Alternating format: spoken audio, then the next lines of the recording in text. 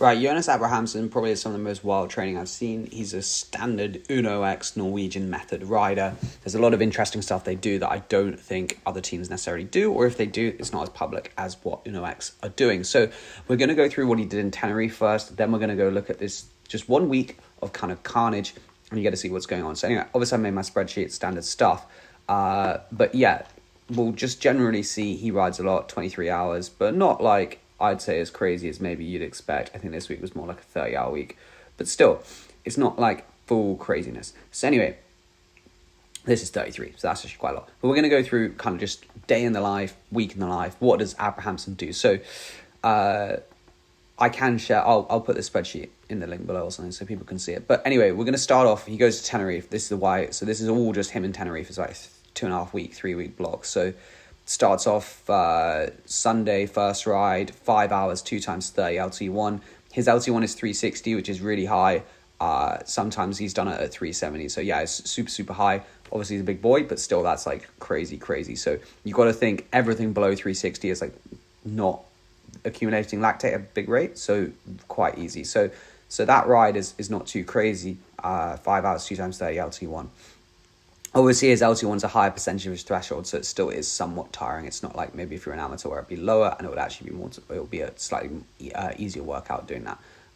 Anyways, so then this week starts off 6 hours with sprints. The sprints always done the last half an hour of the ride so that any lactate accumulated doesn't really impact the rest of the training, because obviously, like, if you're going to do a sprint, you accumulate lactate, then you burn the lactate first, and so your like fat burning potential is somewhat limited for a period of time. So people do it at the end.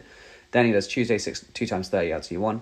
We've got some he does an hour on the turbo, and I can't quite tell if this is heat prep or not. We're going to get into that, but it could be. It'd be weird to do on a rest day, but anyway, you can see here he also goes for a run as well. Very easy run, but he does like to run on his rest days, which is nice. And then we get into kind of the standard 8 times 8 threshold. So this is, I'd say, his standard 8 times 8 threshold. You can see the numbers here, they're pretty big. We'll go into a file, I've got one up here. 6 hours with sprints, again you can see 15-second sprints, only 2 of them, so not many. And then 6 hours with LT1. Generally he does about an hour and a half of LT1, sometimes more, but again, this one was a 40-25-25 split. Day off, goes to the gym, again, don't know if that's heavy strength work, it's hard to say, but we'll go into another week where it's a bit more obvious. Starts off this week, I think because he was flying back on the Sunday, instead of doing 3 days block, which is generally how he does it, he did instead 2 days block. So you can see 8 times 8 with 6 hours. So the hours down here are 30 hours, 29 hours. So like quite a lot. They're actually a bit more because I didn't include everything on my calculations. That was mainly just riding time. Again, you can see 441, 425, 46, 488. So quite a lot, but not probably absolutely like someone, it doesn't always ramp perfectly. Anyway, 5-minute rest in between, 7 hours easy, day off, 8 by 8, 6.5 hours easy. This was slightly harder ride than some of his other easy ones. 275 normalized, riding at 300 on the climb. Still, that's a long way below LT1, but it's still like, you know, if we're going on traditional modes on his threshold, it's like 450, so it's still somewhat.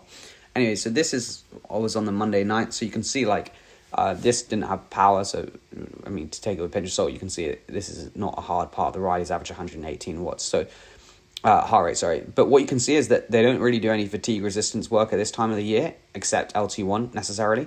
But they just do 8 minutes at like just below threshold, and then they just try and accumulate as much time. I find it really interesting that they do this instead of doing one long climb. So they're in Tenerife. Like, I get if you're not in Tenerife, you can't do a 2-hour effort or whatever. But I don't really understand this. Like, obviously there is a reason. I assume maybe they're measuring lactate. They want to dial it in for the rest of the session. But I don't really get why he's doing 8 minutes to 390 watts. For him, that's not very difficult. And like, he's doing the repeats. I don't know why he doesn't do 20 minutes, half an hour straight. I think you get a better training outcome. I don't know, it's kind of a ramp test, and like obviously they like the 8x8, whatever. But yeah, I think it's somewhat curious. There's obviously a reason behind it. And then the last one, he goes flat out 490 basically. Pretty strong, very strong. So yeah, that's kind of his general training. Is just like 3 days on, 1 day off. Obviously not always. Bit of LT1, bit of kind of threshold. I mean, it's in between, you know, zones 2 and 3 on a traditional mile. Like, it's almost, some of it will be over LT2, but not necessarily all of it. But this week, we've actually lost him now, standard. The week he gets back is this week here, which I think, no, sorry, I was right, is the most crazy week I've seen in terms of like the specificity. And I think the reason I made this video is actually genuinely due to these weeks when he's back in Norway. So he gets back to Norway, First thing was an hour and 20, and then he does strength. So it's interesting. He is doing strength training. Good to know. Good to see. Then he does heat. We can try and see kind of how he's doing his heat. I don't really know exactly. That might not be the heat part necessarily. But yeah, he's doing heat training, which is pretty rough, to be honest, doing it in January. But it goes to say with the Norwegian lot, they do their sports science seriously. You can see mad heart rate drift. So like an interesting session, not one I've seen. Normally the stuff I've seen is you go harder at the beginning, but his just rise 230, so super easy. And yeah, heart rate getting up to 170. And for reference, when he was riding outside, he did a recovery ride at 93 heart rate for 200 watts. So yeah, like this is crazy heart rate for power. So again, that's pretty rough. 5 times 20 LT1, that'll be like 370 watts.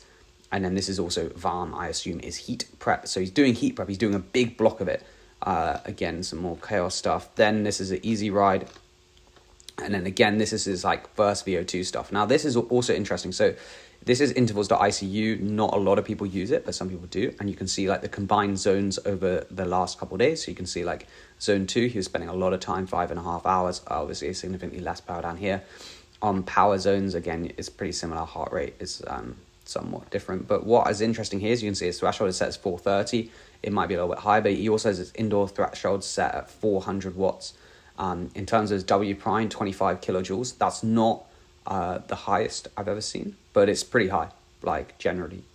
You want to have a nice balance between the two. It doesn't really matter if your W prime isn't massive for certain races, but I think if you're doing punchy stuff, it is pretty important. And then, yeah, you can see like his zone set here as well. So threshold 451 for 20 minutes would be 105% of threshold-ish.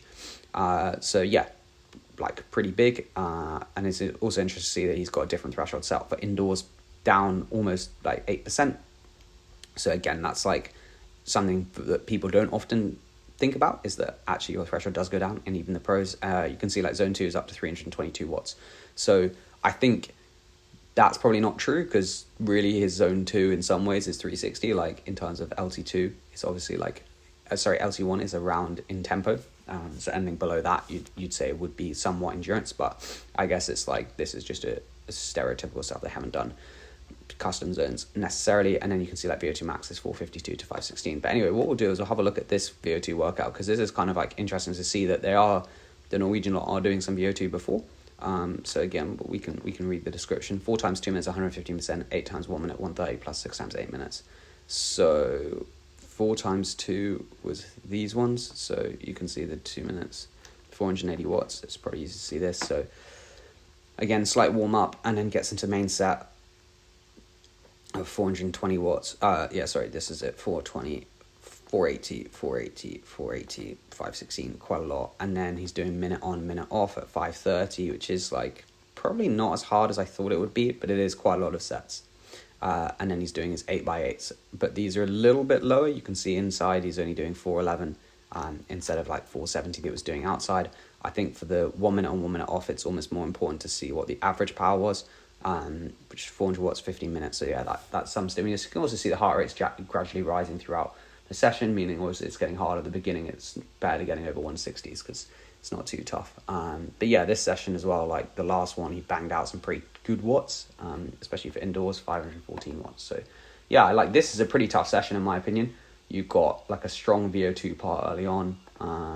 You kind of got 8 minutes at LT1 to warm up. So you can see his warm up. I always think warm ups, they're not crazy magic, but yeah, some people do. But yeah, 10 minutes LT1. I think Cedric also does the same. And then yeah, this session as well, it's pretty rough. There's a lot of time, big watts. So yeah, pretty tough session around TSS wise. This would be pretty big. But yeah, like again, they're doing VO2 in winter. I don't think that's as surprising as it used to be. This is a warm up, does some more strength. So he's already doing 2 strength sessions, easy. So 3 hours 20, and then does an hour of heat. So it's like there's a lot of heat on this week. Again, 5 times 20 LT1, that'll be 370, and then more heat. So it's a really tough week. And what it goes to show is that they are doing some pretty wild stuff, in my opinion, of like doing heat so early on in the season. And that's not for, getting used to hot weather. They're not racing Tour Down Under they're doing it because they want to increase their blood values. And obviously, like, having gone to Tenerife, they would have got some slight heat adaptations, not crazy, because I don't think it was that warm then. But yeah, so that's why they're doing it, doing strength as well, and then also doing a lot of hard intervals. I mean, obviously a lot of LT1, but also a lot of, like, these are pretty grim efforts. 6 times 8 minutes, 4 times 2, 8 times 1. It's not great. But anyway, cheers for watching. Hope you didn't find this video interesting. Abrahamsen's definitely someone to follow. He's really strong, posts all his stuff. He also is actually, like, he'll answer his questions here. So yeah, like, if you want to ask him some questions, he'll probably answer it on Strava. So anyway, cheers for watching. I'll see you in the next one.